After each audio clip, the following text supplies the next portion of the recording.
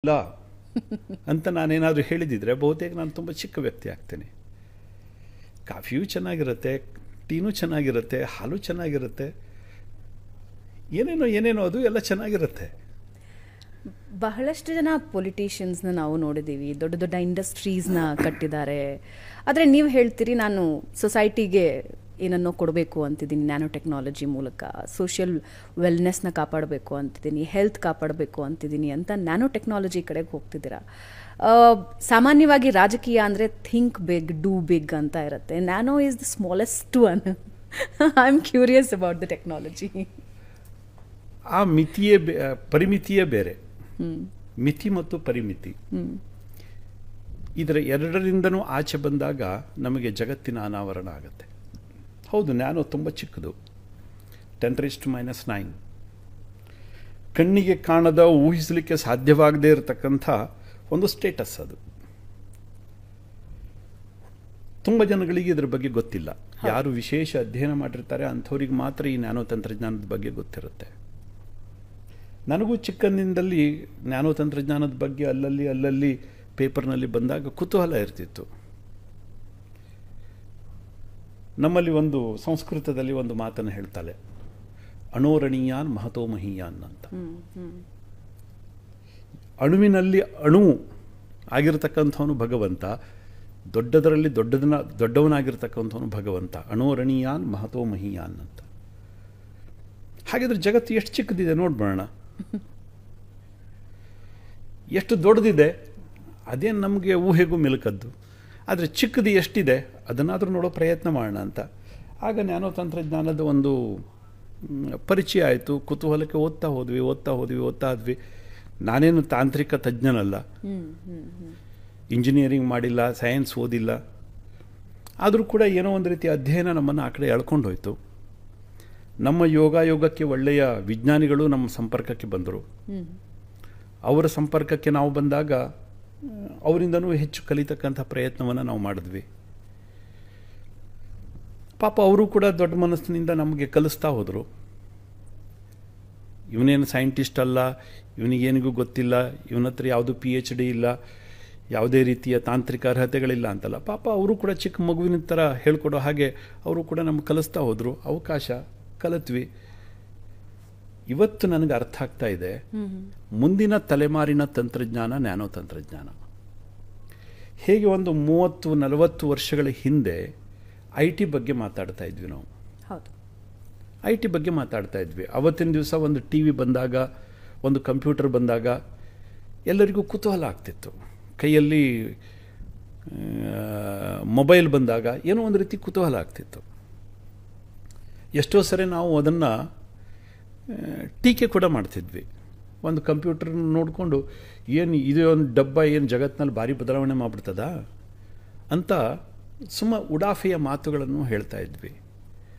ಆದರೆ ಇವತ್ತು IT ಇಲ್ಲದೇ ಬದುಕಿಲ್ಲ, ಆ ಪರಿಸ್ಥಿತಿ ಬಂದ್ಬಿಟ್ಟಿದೆ. ಬದುಕಿನ ಭೂಮಿಯಿಂದ ಆಕಾಶದ ತನಕ, soil to space,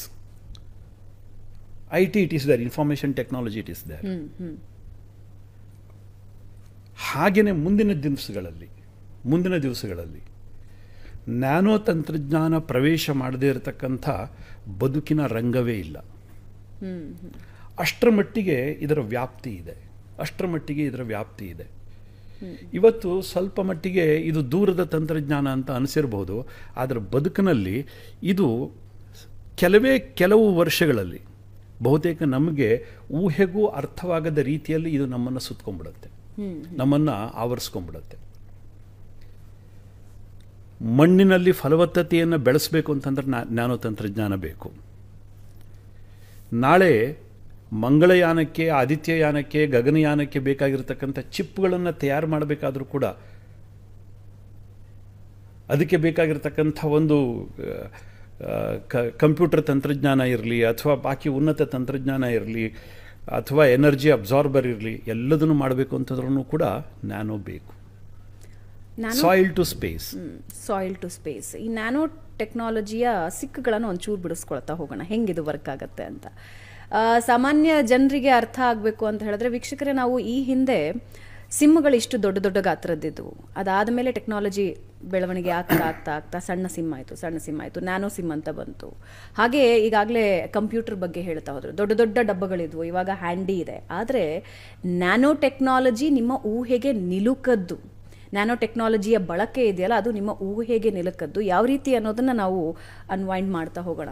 nano technology ಹೆಂಗೆ ವರ್ಕ್ ಆಗುತ್ತೆ ಸರ್? ಇವಾಗ ನ್ಯಾನೋ ಅಂತ ಹೇಳ್ತೀವಿ, ನ್ಯಾನೋ ಅಂದರೆ ಸಣ್ಣದು ಅನ್ನೋದಂತೂ ಅರ್ಥ ಆಗಿದೆ, because of sim, because of car, Tata ಅವರ ಕಾರಿಂದನೂ ನ್ಯಾನೋ ಅಂದರೆ ಒಂದು ಸಣ್ಣದು ಅನ್ನೋದು ಅರ್ಥ ಆಗಿದೆ.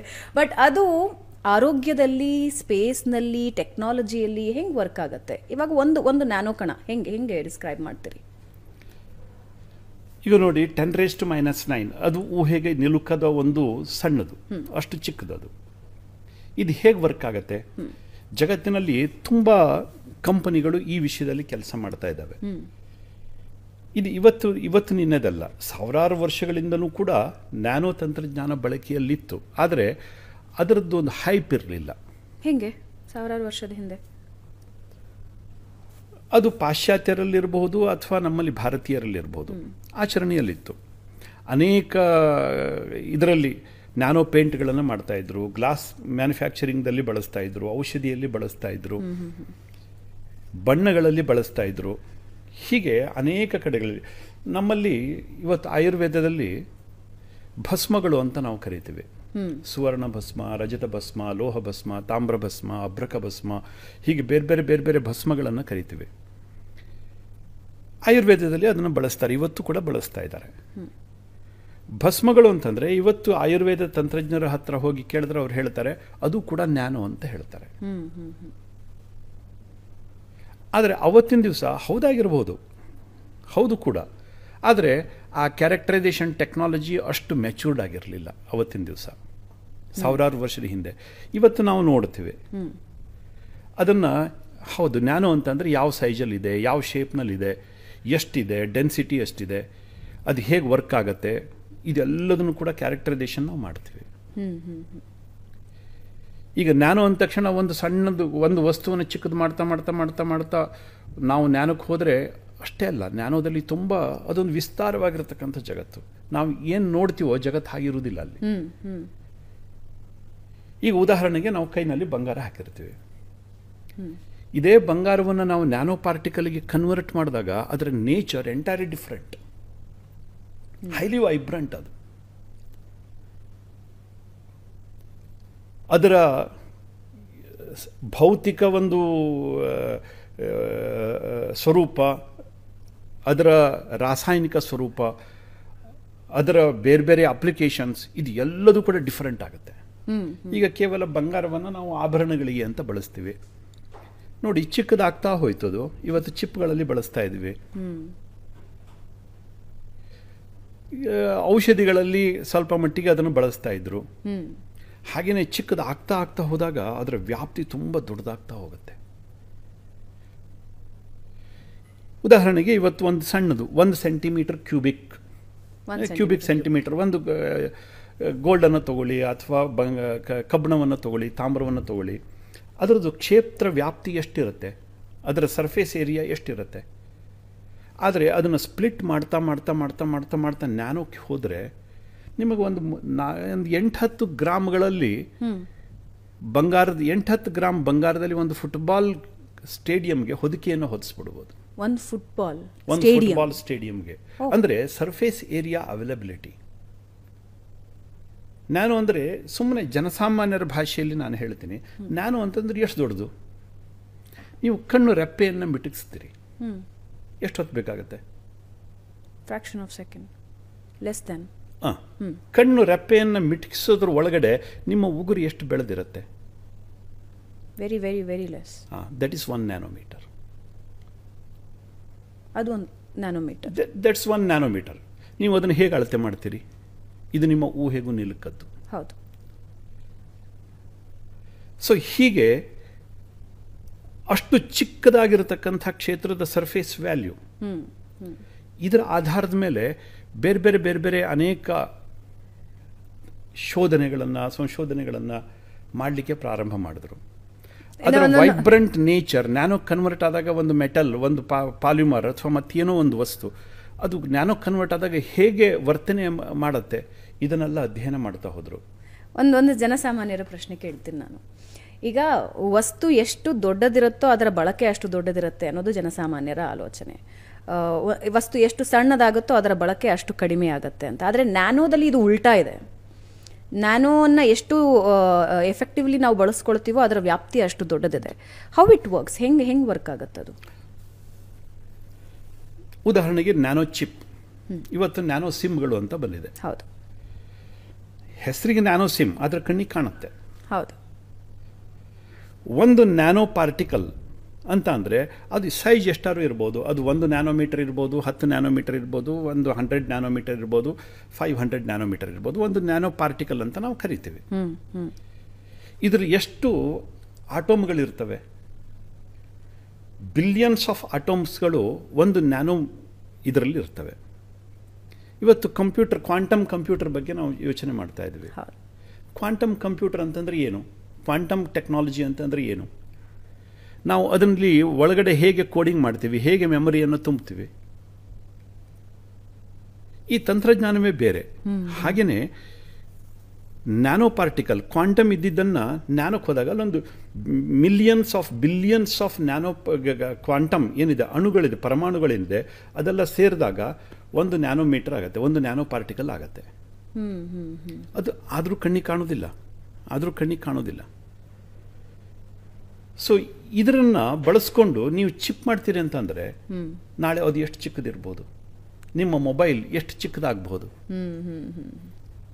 ನಿಮ್ಮ ಟಿವಿ ಸ್ಕ್ರೀನ್ ಎಷ್ಟು ತೆಳಗಾಗಬಹುದು, ನಿಮ್ಮ ಅಪ್ಲಿಕೇಶನ್ಸ್. ಉದಾಹರಣೆಗೆ ಸುಮ್ಮನೆ ಇವತ್ತು ಮೆಡಿಕಲ್ ಸೈನ್ಸ್ ಬಗ್ಗೆ ನಾನು ಹೇಳಬಹುದಾದರೆ, body means the billions of body cells. ಈ ಬಾಡಿ ಸೆಲ್ ಎಷ್ಟು ದೊಡ್ಡದಿರುತ್ತೆ? ಏನೊಂದು 10 ರಿಂದ 15 ಮೈಕ್ರಾನ್ ಸೈಜ್ ಇರುತ್ತೆ. ಇವತ್ತು ನಾವು ಔಷಧಿಯನ್ನು ಕೊಡ್ತೀವಿ. ಅದು ಸರ್ಫೇಸ್ ಅಪ್ಲಿಕೇಶನ್ ಇರಬಹುದು, ಅಥವಾ ಓರಲ್ ಅಪ್ಲಿಕೇಶನ್ ಇರ್ಬೋದು, ಅಥವಾ IV ಮುಖಾಂತರ ಇರ್ಬೋದು. ಏನೋ ಒಂದು ಅಪ್ಲಿಕೇಶನನ್ನು ನಾವು ಕೊಡ್ತೀವಿ. ಇದು ಸೆಲ್ಯುಲರ್ ಲೆವೆಲಲ್ಲಿ ಕೆಲಸ ಮಾಡ್ತಾ ಇದೆಯಾ? ಮುಂಚೆ ನಮಗೆ ಆ ಜೀವಕೋಶಗಳ ತನಕ ಹೋಗಿ ಅಧ್ಯಯನ ಮಾಡ್ತಕ್ಕಂಥ ಪರಿಸ್ಥಿತಿ ಇರಲಿಲ್ಲ, ತಂತ್ರಜ್ಞಾನ ಅಷ್ಟು ಬೆಳೆದಿರಲಿಲ್ಲ. ಇವತ್ತು ನಾವು ನ್ಯಾನೋ ಪಾರ್ಟಿಕಲ್ ತಗೊಂಡಾಗ ಅದು ಸೆಲ್ಯುಲರ್ ಲೆವೆಲಲ್ಲಿ ಹೇಗೆ ಕೆಲಸ ಮಾಡುತ್ತೆ?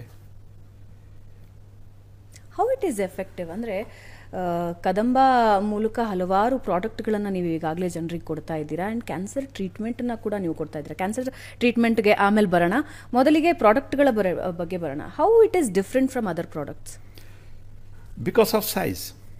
Okay, because of size. ಮತ್ತೊಂದು ಎರಡನೇದು because of surface area availability.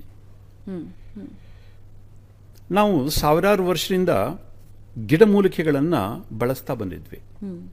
ಔಷಧಿಗಿರ್ಬೋದು, ಆಹಾರಕ್ಕಿರ್ಬೋದು, ಅಥವಾ ನಮ್ಮ ಬ್ಯೂಟಿ ಪ್ರಾಡಕ್ಟಲ್ಲಿರ್ಬೋದು. ಗಿಡಮೂಲಿಕೆಗಳೇ ನಮ್ಮ ಬದುಕಿನ ಮೂಲ ಸ್ರೋತ ಆಗಿತ್ತು, ಶಕ್ತಿಯಾಗಿದ್ವು. ಇತ್ತೀಚೆಗೆ ಅಲೋಪತಿ ಆ ಸಿಸ್ಟಮ್ ಬೆಳೆದು ಬಂದ ನಂತರದಲ್ಲಿ ಕೆಮಿಕಲ್ ಮಾಲಿಕ್ಯೂಲ್ಸನ್ನು ನಾವು ಬಳಸಲಿಕ್ಕೆ ಶುರು ಮಾಡಿದ್ವಿ. ನಾನು ಮೆಡಿಕಲ್ ಸೈನ್ಸ್ನಲ್ಲೇ ಹೇಳ್ತೀನಿ. ಮುಂಚೆ ಇದೇ ಗಿಡಗಳು, ಇದೇ ಬೇರುಗಳು, ಇದೇ ಹೂವುಗಳು, ಹಣ್ಣುಗಳು ನಮ್ಮ ಬದುಕನ್ನು ಬೆಳೆಸಿದ್ವು, ನಮ್ಮ ಬದುಕನ್ನು ಕಾಯ್ದಿಟ್ಕೊಂಡಿದ್ವು. ಆಯುರ್ವೇದಕ್ಕೆ ನಾವು ಹೇಳ್ತೀವಿ ಮದರ್ ಆಫ್ ಆಲ್ ಮೆಡಿಸಿನ್ಸ್ ಅಂತ. ಸುಮಾರೊಂದು 5,000 ವರ್ಷ ಅಂತ ಹೇಳ್ತಾರೆ. ಅದಕ್ಕಿಂತಲೂ ಎಷ್ಟೋ ಸಾವಿರ ವರ್ಷಗಳ ಮುಂಚಿಂದನೂ ಕೂಡ ಈ ಹರ್ಬಲ್ ಮೆಡಿಸಿನ್ ಚಾಲ್ತಿಯಲ್ಲಿತ್ತು. ಅದೇ ನಮ್ಮನ್ನು ಬದುಕಿಸ್ಕೊಂಡು ಬಂದಿದ್ದು. ಇವತ್ತಿನ ಆಧುನಿಕ ಔಷಧೀಯ ಪದ್ಧತಿ ಇದು ಬಂದು ಕೇವಲ ಒಂದು 100-150 ವರ್ಷ ಆಯ್ತು ಅಷ್ಟೇ. ಅದಕ್ಕಿಂತ ಹಿಂದಿಂದಲ್ಲ ಇದು. ಹಾಗಿದ್ರೆ ಅವು ಹೇಗೆ ಕೆಲಸ ಮಾಡ್ತಾ ಇದ್ವು? It's A proven technology, proven platform. ನಮ್ಮ ಹತ್ರ ಎಲ್ಲದೂ ಸಿಗ್ತವೆ. ನಮ್ಮಲ್ಲಿ ಆಯುರ್ವೇದದಲ್ಲಿ ನಾವು ಹೇಳ್ತೀವಿ ಆರ್ಗನ್ ಸ್ಪೆಸಿಫಿಕ್ ಹರ್ಬ್ಸ್ ಇದ್ದಾವೆ ನಮ್ಮಲ್ಲಿ. ಅಶ್ವಗಂಧ ಹೇಗೆ ಕೆಲಸ ಮಾಡುತ್ತೆ, ಕೇಸರಿ ಹೇಗೆ ಕೆಲಸ ಮಾಡುತ್ತೆ, ಶತಾವರಿ ಹೇಗೆ ಕೆಲಸ ಮಾಡುತ್ತೆ, ಹೀಗೆ ಸಾವಿರ ಪ್ಲ್ಯಾಂಟ್ಗಳನ್ನು, ಗಿಡ ಮೂಲಿಕೆಗಳನ್ನು ಗುರುತಿಸಿ ಅದರ ನೇಚರ್ ಹೇಗಿರುತ್ತೆ ಏನು ಅನ್ನುವಂಥದ್ದನ್ನೆಲ್ಲ ಕ್ಯಾರೆಕ್ಟರೈಸೇಷನ್ ಮಾಡಿ ನಮ್ಮ ಹಿರಿಯರು ನಿಘಂಟುಗಳನ್ನೇ ಬರೆದಿಟ್ಟಿದ್ದಾರೆ. ಆದರೆ ಏನಾಗ್ತಾ ಇತ್ತು,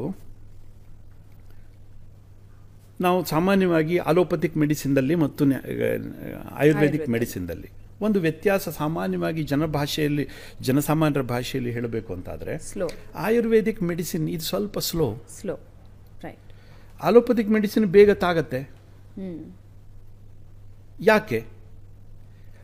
ಅಲೋಪತಿಕ್ ಮೆಡಿಸಿನ್ ಕೆಮಿಕಲ್ ಮಾಲಿಕ್ಯೂಲ್ಸ್, ರಾಸಾಯನಿಕಗಳು. ಆಯುರ್ವೇದಿಕ್ ಮೆಡಿಸಿನ್ ಇದು ನ್ಯಾಚುರಲ್ ಮಾಲಿಕ್ಯೂಲ್ಸ್.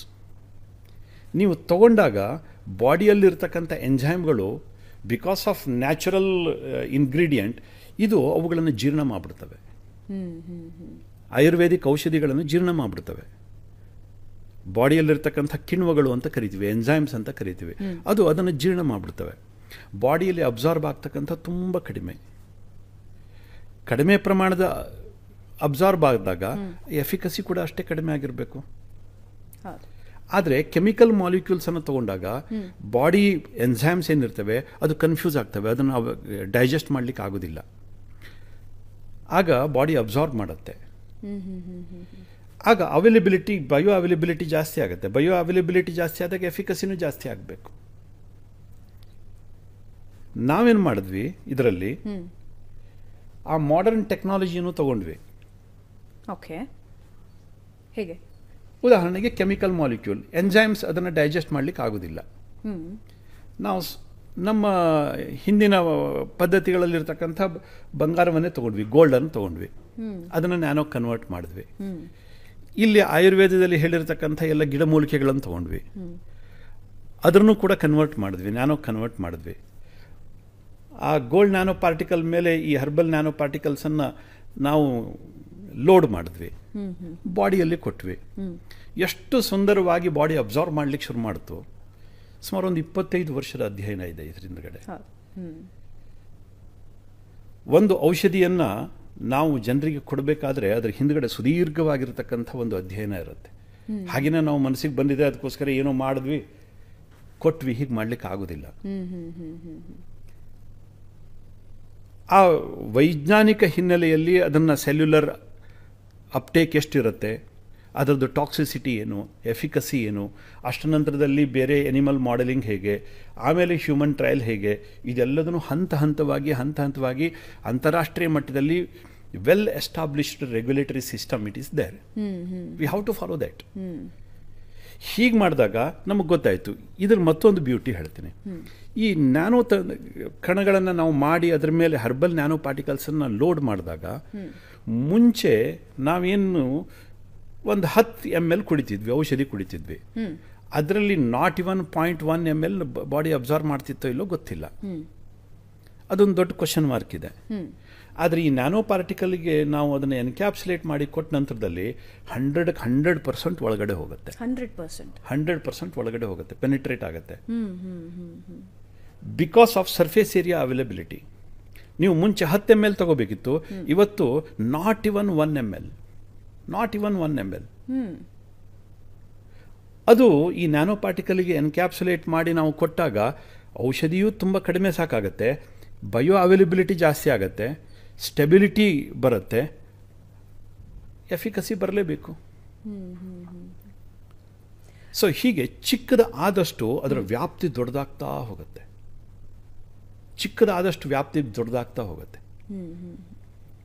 ಅದಕ್ಕೆ ನಾವು ಎಷ್ಟೋ ಸರಿ ಹೇಳ್ತೀವಿ, ಒಂದು ವ್ಯಕ್ತಿತ್ವವನ್ನು ಅಳಿಬೇಕಾದ್ರೆ ಅವನು ಎಷ್ಟು ದೊಡ್ಡ ಕೆಲಸ ಮಾಡಿದ್ದಾನೆ ಅನ್ನುವಂಥದ್ದು ತುಂಬ ಮುಖ್ಯ ಅಲ್ಲ. ಚಿಕ್ಕ ಕೆಲಸಗಳನ್ನು ಎಷ್ಟು ಸುಂದರವಾಗಿ ಮಾಡ್ತಾನೆ ಅದು ತುಂಬ ಇಂಪಾರ್ಟೆಂಟ್. ಅವನ ಶಿಸ್ತಿನ ಬದುಕು, ಒಬ್ಬ ವ್ಯಕ್ತಿಯ ಶಿಸ್ತಿನ ಬದುಕು ಅವನು ಹಾಕೋ ಸೂಟ್ ಬೂಟ್ನಲ್ಲಿ ಇರುವುದಿಲ್ಲ, ಅವನು ಹಾಕೋ ಡ್ರೆಸ್ನಲ್ಲಿ ಇರುವುದಿಲ್ಲ. ಬೆಳಗ್ಗೆ ಎದ್ದ ತಕ್ಷಣ ಬೆಡ್ಶೀಟನ್ನು ಹೇಗೆ ಮಡಿಸಿಡ್ತಾನೆ, ಮನೆಯಲ್ಲಿ ಹಾಕೋ ಬಟ್ಟೆಗಳನ್ನು ಹೇಗೆ ಇಟ್ಕೊಂಡಿರ್ತಾನೆ, ಮನೆಯಲ್ಲಿ ಸಂಬಂಧಗಳನ್ನು ಹೇಗೆ ಇಟ್ಕೊಂಡಿರ್ತಾನೆ. ಇದು ತುಂಬ ಚಿಕ್ಕದು ವಿಷಯ ಅಲ್ವಾ? ಅದೇ ಬದುಕನ್ನು ಕಟ್ಟತ್ತೆ. ಅಲ್ಲಿಂದ ಆರಂಭ ಆಗತ್ತೆ. ಬದುಕನ್ನು ಅಲ್ಲಿಂದನೇ ನೋಡಬೇಕಾಗತ್ತೆ. ಒಬ್ಬ ವ್ಯಕ್ತಿಯ ಹೊರಗಿನ ವೇಷ, ಹೊರಗಿನ ಆವೇಶ ಅದು ವ್ಯಕ್ತಿತ್ವ ಆಗಿರೋದಿಲ್ಲ, ಅಳಿಲಿಕ್ಕಾಗೋದಿಲ್ಲ.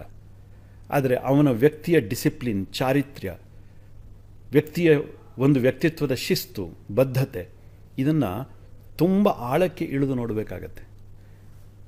ನೀವು ಮನೆಯಲ್ಲಿ ಎಲ್ಲಾದರೂ ಹೋದಾಗ ಸುಂದರವಾಗಿ ಕಲಾಕೃತಿಗಳನ್ನು ಜೋಡಿಸಿಟ್ಟಿರ್ತಾರೆ, ನೋಡ್ಲಿಕ್ಕೆ ತುಂಬ ಚೆನ್ನಾಗಿ ಕಾಣುತ್ತೆ. ನೀವು ಮನೆಯನ್ನು ಹೋಗಿ ನೋಡಬೇಕು ಅಂತಂದರೆ ಅವ್ರ ಮನೆ ಎಷ್ಟು ಚೆನ್ನಾಗಿಟ್ಟು ಆ ಮೂಲೆ ನೋಡಿದ್ರೆ ಗೊತ್ತಾಗುತ್ತೆ ಎಷ್ಟು ಕಸ ಇರುತ್ತೆ ಅಂತ. ಯಾರೋ ಬಂದರು ಅಂತ ಕರ್ಟನ್ ಸರಿ ಮಾಡಿಟ್ಟು ಹಾರ ಹಾಕಿ ಎಲ್ಲ ಮಾಡಿ ಎಲ್ಲ ಆರ್ಟಿಕಲ್ಸ್ಗಳನ್ನೆಲ್ಲ ಸರಿಯಾಗಿ ಜೋಡಿಸಿಟ್ಟು ಮಾಡಿಬಿಟ್ಟಿರ್ತಾರೆ, ಶೃಂಗಾರ ಮಾಡಿಟ್ಟಿರ್ತಾರೆ. ಆದರೆ ಎಲ್ಲೋ ಮೂಲೆಯಲ್ಲಿ ನೋಡಿದಾಗ ಗೊತ್ತಾಗತ್ತೆ. ಹಾಗೆಯೇ ಚಿಕ್ಕದನ್ನು ಗಮನಿಸ್ಕೊಂಡು ನಾವು ಮುಂದೆ ಬಂದಾಗ ದೊಡ್ಡ ವ್ಯಕ್ತಿತ್ವ ಬೆಳೆಯುತ್ತೆ. ವ್ಯಕ್ತಿತ್ವ ಯೂನಿವರ್ಸಿಟಿಗಳಲ್ಲಿ ರೂಪುಗೊಳ್ಳೋದಿಲ್ಲ, ವ್ಯಕ್ತಿತ್ವ ಸಂಸ್ಕಾರದಲ್ಲಿ ರೂಪುಗೊಳ್ಳುತ್ತೆ. ಚಿಕ್ಕ ಚಿಕ್ಕ ಸ್ವಭಾವಗಳಿಂದ, ಚಿಕ್ಕ ಚಿಕ್ಕ ಆಚರಣೆಗಳಿಂದ, ಅದರಿಂದ ದೊಡ್ಡ ವ್ಯಕ್ತಿತ್ವ ಬೆಳೆಯುತ್ತೆ. ಅದೇನೇ ನ್ಯಾನೋ ತಂತ್ರಜ್ಞಾನ. ನೀವು ಕೆಳಗಡೆ ಇಳಿದಷ್ಟು, ಚಿಕ್ಕದಾಗಿ ಯೋಚನೆ ಮಾಡಿದಷ್ಟು ದೊಡ್ಡ ಸಾಧನೆ ಆಗುತ್ತೆ. ಒಂದು ಮೇಜರ್ ಇಶ್ಯೂಗೆ ಬರೋಣ ಇವಾಗ. ನ್ಯಾನೋ ಟೆಕ್ನಾಲಜಿ, ಅದರಲ್ಲೂ ಸ್ಪೆಷಲಿ ಕದಂಬದ ಗ್ರೀನ್ ನ್ಯಾನೋ ಟೆಕ್ನಾಲಜಿಯಿಂದ ನೀಡ್ತಾ ಇರುವಂತಹ ಮೆಡಿಸಿನ್ಸ್ ಬಗ್ಗೆ, ಕ್ಯಾನ್ಸರ್ ಮಹಾಮಾರಿ ಬಗ್ಗೆ. ಮಹಾಮಾರಿ ಅಂತಲೇ ಹೇಳಬೇಕು, ಯಾಕಂದರೆ ನಮ್ಮ ಸುತ್ತಮುತ್ತ ಯಾರಿಗೂ ಕ್ಯಾನ್ಸರ್ ಇದೆ ಅಂದರೆ ಒಂದು ಕ್ಷಣ ಜೀವ ಜಲ್ ಅನ್ನತ್ತೆ, ಟೆನ್ಷನ್ ಶುರುವಾಗುತ್ತೆ. ಡಾಕ್ಟರ್ಸ್ ಹೇಳ್ತಿದ್ದಾರೆ ಇತ್ತೀಚಿನ ಟೆಕ್ನಾಲಜಿಯಲ್ಲಿ, ಇತ್ತೀಚಿನ ಬೆಳವಣಿಗೆಯಲ್ಲಿ ಬಹಳಷ್ಟು ಸುಧಾರಣೆಗಳಾಗಿವೆ ಅಂತ. ಬಟ್ ಯಾರಿಗೆ ಕ್ಯಾನ್ಸರ್ ಅಂತ ಹೇಳಿದ್ರು ಒಂದು ಕ್ಷಣ ಜೀವ ನಡಗತ್ತೆ. ಹಾಗೆ ಜನರನ್ನ ಆ ಭಯ ಆವರಿಸ್ಕೊಂಡ್ಬಿಟ್ಟಿದೆ. ಆದರೆ ಕದಂಬ ನ್ಯಾನೋ ಟೆಕ್ನಾಲಜಿಯ ಮೂಲಕ ಕ್ಯಾನ್ಸರ್ ಟ್ರೀಟ್ಮೆಂಟನ್ನು ಬಹಳ ಯಶಸ್ವಿಯಾಗಿ ನೀಡ್ತಾ ಇದ್ದೀರಾ ಅಂತ ನಾವು ಕಳೆದ ಬಾರಿ ನಿಮ್ಮನ್ನು ಭೇಟಿಯಾದಾಗ ಒಂದು 2-3 ಕೇಸಸ್ ಉದಾಹರಣೆಗಳನ್ನು ನೀವು ಕೊಡ್ತಾ ಇದ್ರಿ. So how it works? ಕ್ಯಾನ್ಸರ್ಗೆ ಟ್ರೀಟ್ಮೆಂಟ್ ಹೆಂಗೆ ಸಾಧ್ಯ ಆಗುತ್ತೆ? ನಾನು ಮುಂಚೆನೇ ಹೇಳಿದ್ದೆ, ನೂರಾರು ಕಂಪನಿಗಳು ನ್ಯಾನೋ ತಂತ್ರಜ್ಞಾನದಲ್ಲಿ ಕೆಲಸ ಮಾಡ್ತಾ ಇದ್ದಾವೆ. ನಾವೇನು ಹೊಸದೇನು ಮಾಡ್ತಾ ಇಲ್ಲ. ನಮಗೂ ಅವರಿಗೂ ಇರತಕ್ಕಂಥ ವ್ಯತ್ಯಾಸ ಅಂತಂದರೆ, ನಾವು ನ್ಯಾನೋ ಪಾರ್ಟಿಕಲ್ಸನ್ನು ಸಿಂಥೆಸೈಸ್ ಮಾಡಬೇಕಾದ್ರೆ ಗ್ರೀನ್ ಟೆಕ್ನಾಲಜಿಗೆ ಹೋದ್ವಿ. ಇವತ್ತು ಜಗತ್ತಿನಲ್ಲಿ ಯಾರೂ ಕೂಡ ಇದನ್ನು ಮಾಡಿಲ್ಲ. ಗ್ರೀನ್ ಟೆಕ್ನಾಲಜಿಗೆ ಹೋದ್ವಿ. ಎಲ್ಲ ಕೆಮಿಕಲ್ ಸಿಂಥೆಸೈಸೇಷನ್ ಪ್ರೊಸೆಸ್ನಲ್ಲಿರ್ತಾರೆ.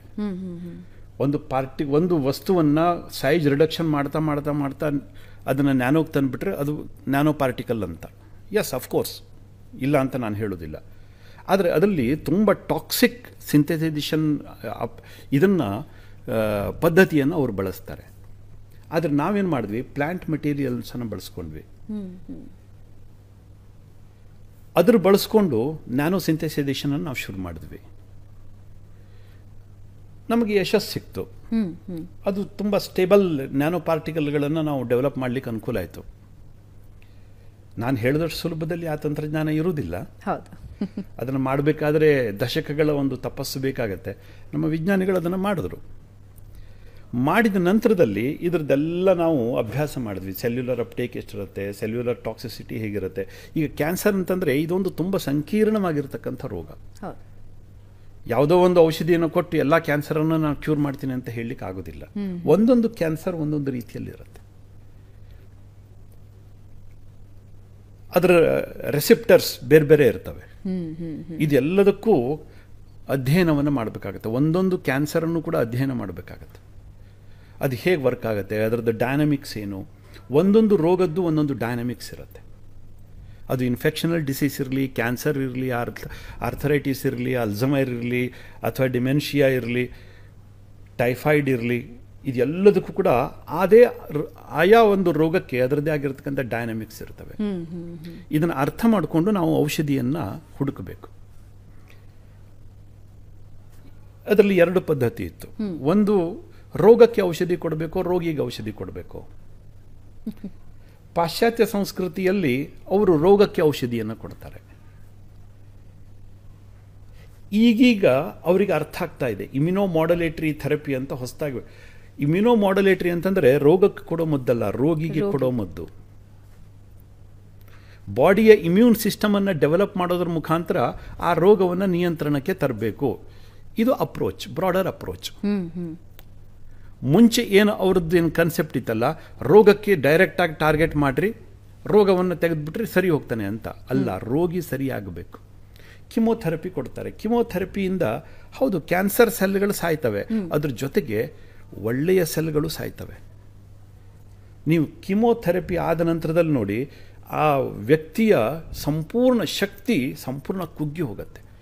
ಇಮ್ಯೂನ್ ಸಿಸ್ಟಮ್ ಡೌನ್ ಆಗುತ್ತೆ. ಅವನಿಗೆ ಆಹಾರ ಸರಿಯಾಗಿ ಸೇರುವುದಿಲ್ಲ, ಸರಿಯಾದಂಥ ರೀತಿಯಲ್ಲಿ ಎದ್ದು ನಿಂತ್ಕೊಳ್ಳೋ ಸ್ಥಿತಿಯಲ್ಲಿ ಕೂಡ ಅವನು ಇರುವುದಿಲ್ಲ.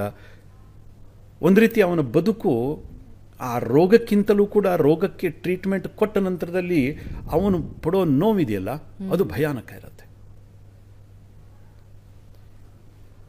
ಅದಕ್ಕೆ ಆಲ್ಟರ್ನೇಟಿವ್ ಏನು? ಹೌದು, ಕಿಮೋ ಇವತ್ತು ದಿವಸ ಅನಿವಾರ್ಯ. ಅದು ಕ್ಯಾನ್ಸರ್ ಬಂದಿದೆ ಅಂತಂದರೆ ಒಂದು ಸರ್ಜರಿ ಮಾಡ್ತಾರೆ, ಅದಿಲ್ಲ ಅಂತಂದರೆ ರೇಡಿಯೇಷನ್ಗೆ ಹೋಗ್ತಾರೆ, ಅದಿಲ್ಲ ಅಂತಂದರೆ ಕಿಮೋ ಕೊಡ್ತಾರೆ.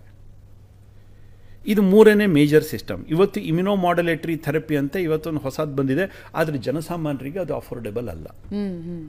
ಕೋಟಿ ಕೋಟಿ ಖರ್ಚು ಮಾಡ್ತಾರೆ, ಹೊರಗಡೆ ಹೋಗ್ತಾರೆ, ಇಮ್ಯುನೋಮಾಡ್ಯುಲೇಟರಿ ಏಜೆಂಟ್ಗಳನ್ನು ಇಂಜೆಕ್ಟ್ ಮಾಡ್ತಾರೆ. ಅಂದರೆ ಕೃತಕವಾಗಿ ನಮ್ಮ ಶಾರೀರಿಕ ಕ್ಷಮತೆಯನ್ನು ಜಾಸ್ತಿ ಮಾಡ್ತಕ್ಕಂಥದ್ದು. ಒಂದು ಆ ಏಜೆಂಟನ್ನು ಬಾಡಿಗೆ ಸೇರಿಸೋ ಮುಖಾಂತರ ಒಂದು ಇಮ್ಯೂನ್ ಸಿಸ್ಟಮನ್ನು ನಾವು ಜಾಸ್ತಿ ಮಾಡ್ತಾ ಇದ್ದೀವಿ ಅಂತ ಹೇಳುವಂಥದ್ದು. ಆದರೆ ನ್ಯಾನೋ ತಂತ್ರಜ್ಞಾನದಲ್ಲಿ ಈ ಗ್ರೀನ್ ನ್ಯಾನೋ ತಂತ್ರಜ್ಞಾನವನ್ನು ಬಳಸಿ ಮುಂಚೆನೇ ಹೇಳಿದ್ವಿ, ಇದು 100% non toxic, effective, no chemicals, 100% plant based. ಇದು ಪ್ರೂವ್ ಆಗಿದೆ. ಸೈನ್ಸ್ ನಾನೇನೋ ಹೇಳ್ಬಿಡ್ಬೋದು, ಆದರೆ ಸೈನ್ಸ್ನಲ್ಲಿ ಕತೆ ಹೇಳಲಿಕ್ಕಾಗೋದಿಲ್ಲ. ನಾವು ಪ್ರೂವ್ ಮಾಡಿ ತೋರಿಸ್ಬೇಕಾಗತ್ತೆ, ಡೇಟಾ ಬೇಕಾಗತ್ತೆ. ಸೊ ಹೀಗೆ ಆದ ನಂತರದಲ್ಲಿ ಅಧ್ಯಯನ ಎಲ್ಲ ಆದ ನಂತರದಲ್ಲಿ ಇವತ್ತು ಗ್ರೀನ್ ನ್ಯಾನೋ ತಂತ್ರಜ್ಞಾನದ ಮುಖಾಂತರ ಇವತ್ತೇನು ಔಷಧಿಗಳನ್ನು ನಾವು ಇದು ಮಾಡ್ತಾ ಇದ್ದೀವಿ, ಇದು ನೇರವಾಗಿ ಕ್ಯಾನ್ಸರ್ ಸೆಲ್ಗಳನ್ನೇ ಟಾರ್ಗೆಟ್ ಮಾಡುತ್ತೆ. ಅದಕ್ಕೊಂದು ಕಾರಣ ಇದೆ. ಈ ಶರೀರದಲ್ಲಿ ಪ್ರತಿಯೊಂದು ಕೂಡ ಬಯೋಸಿಗ್ನಲಿಂಗ್ ಪಾತ್ವೆ ಅಂತ ಕರಿತೀವಿ. ಬಯೋಸಿಗ್ನಲಿಂಗ್ ಪಾತ್ವೆ ಇದ್ರ ಮುಖಾಂತರನೇ ನಡೆಯುತ್ತೆ. ಇವತ್ತು ಕ್ಯಾನ್ಸರ್ ಕೊಲ್ಲಬೇಕಾದ್ರೆ ಕಿಮೋ ಕೊಟ್ಟಾಗ ಅದು ಕ್ಯಾನ್ಸರ್ ಸೆಲ್ಲನ್ನು ಕೊಲ್ಲತ್ತೆ, ಅದರ ಸುತ್ತಮುತ್ತಲಿರ್ತಕ್ಕಂಥ ಎಲ್ಲ ಒಳ್ಳೆ ಸೆಲ್ಗಳನ್ನು ಕೊಂದು ಹಾಕತ್ತೆ. ಅಂತಂದರೆ ಸರಿಯಾಗಿ ಹೋಗಿ ಕ್ಯಾನ್ಸರ್ ಸೆಲ್ಲನ್ನೇ ಟಾರ್ಗೆಟ್ ಮಾಡೋದಿಲ್ಲ ಅಂತ ಆಯಿತು ಅಲ್ವಾ? ಒಳ್ಳೆ ಸೆಲ್ಗಳು ಸತ್ತಾಗ ಇಮ್ಯೂನ್ ಸಿಸ್ಟಮ್ ಡೌನ್ ಆಗಲೇಬೇಕು. ಇದಾದ್ರೆ ಹಾಗಲ್ಲ, ನೇರವಾಗಿ ಕ್ಯಾನ್ಸರ್ ಸೆಲ್ಗಳ ಮೇಲೆ ಹೋಗಿ ಕೂತ್ಕೊಳ್ತವೆ. ಪ್ರತಿಯೊಂದು ಕ್ಯಾನ್ಸರ್ ಸೆಲ್ ಏನಿರುತ್ತೆ, ನಾನು ಟ್ಯೂಮರ್ ಬಗ್ಗೆ ಹೇಳ್ತಾ ಇಲ್ಲ, ಕ್ಯಾನ್ಸರ್ ಸೆಲ್ ಬಗ್ಗೆ ಹೇಳ್ತಾ ಇದ್ದೀನಿ. ಪ್ರತಿಯೊಂದು ಕ್ಯಾನ್ಸರ್ ಸೆಲ್ನ ಮೇಲ್ಗಡೆ ಹೊರ ಕವಚ ಅಂತ ಕರಿತೀವಿ ನಾವು. ಅದರ ಸೆಲ್ ಏನಿರುತ್ತೆ, ಆ ಸೆಲ್ ಗ್ಲೈಕೋಪ್ರೋಟೀನ್ ಅಂತ ಒಂದು ಪ್ರೋಟೀನ್ ಇರುತ್ತೆ. ನಾವೇನು ಮಾಡ್ತೀವಿ, ಆ ಪ್ರೋಟೀನ್ಗೆ ನ್ಯಾಚುರಲ್ ಅಫಿನಿಟಿ ಬರುವ ಹಾಗೆ ನಮ್ಮ ನ್ಯಾನೋ ಪಾರ್ಟಿಕಲ್ಗೂ ಕೂಡ ಅದನ್ನೇ ನಾವು ಬಳಸ್ತೀವಿ. ಆಗ ಬಿಕಾಸ್ ಆಫ್ ಪ್ರೋಟೀನ್ ಇಂಟ್ರಾಕ್ಷನ್ ಸೀದಾ ಅಲ್ಲೇ ಹೋಗಿ ಕುತ್ಕೊಳ್ಳುತ್ತೆ. ಆದರೆ ಒಳ್ಳೆ ಸೆಲ್ಗೆ ಅದು ಇರುವುದಿಲ್ಲ, ಅದಕ್ಕೋಸ್ಕರ ಅದನ್ನು ಮುಟ್ಟುವುದಿಲ್ಲ. ಅದು ಇಲ್ಲೇ ಹೋಗುತ್ತೆ. ಇದು ನ್ಯಾಚುರಲಿ ಕ್ಯಾನ್ಸರ್ ಎಲ್ಲಿರುತ್ತೆ, ಸೆಲ್ ಇರುತ್ತೆ, ಅಲ್ಲಿ ಮಾತ್ರ ಆ ಪ್ರೋಟೀನ್ ಲೇಯರ್ ಇರುತ್ತೆ. ಅದಕ್ಕೋಸ್ಕರ ಪ್ರೋಟೀನ್ ಇಂಟ್ರಾಕ್ಷನ್ ಸೀದಾ ಅಲ್ಲಿ ಹೋಗಿ ಕುತ್ಕೊಂಡ್ಬಿಡುತ್ತೆ.